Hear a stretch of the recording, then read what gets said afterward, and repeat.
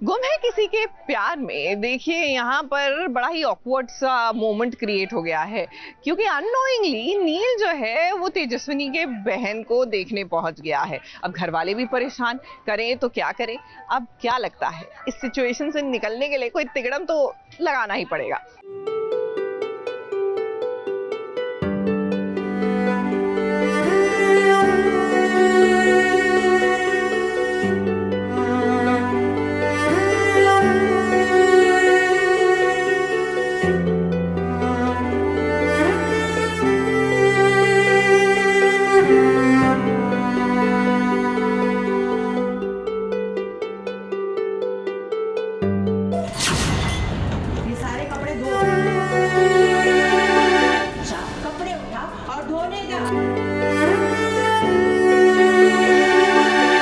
पापा की परी तेजू का जरा हाल तो देखिए, कितना बेहाल हो गया है। तेजस्विनी के बाबा अब इस दुनिया में नहीं रहे हैं, तो ऐसे में परिवार को अपने आजी के घर आना पड़ रहा है, जहाँ पर सौतेली माँ का कहर तेजू पर लगातार बरकरार है।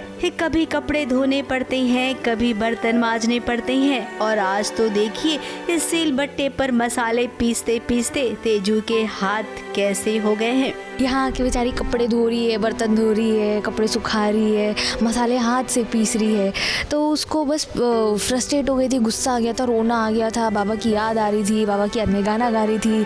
फिर बस उसके हाथ में रैशेज आ गए और जलन कर रही थी उसकी हाथ।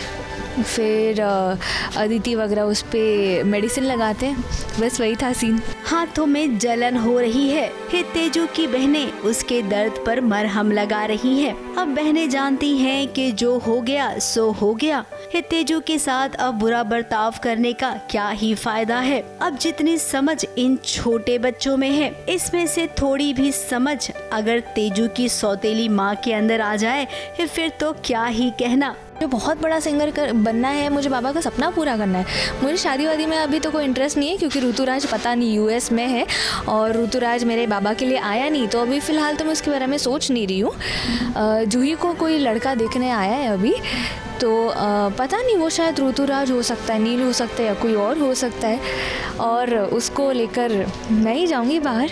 देखते हैं आगे क्या बम फूटेगा। अब देरी भी हो रही है, क्योंकि जूही को लड़के वाले देखने जो आने वाले हैं।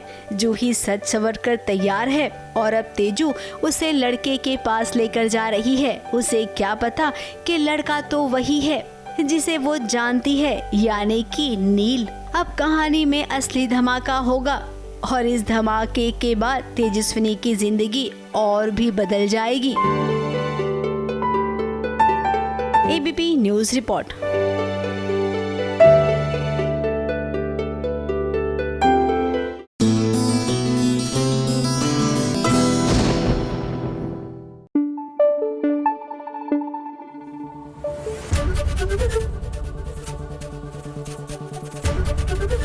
एबीपी न्यूज आपको रखे आगे।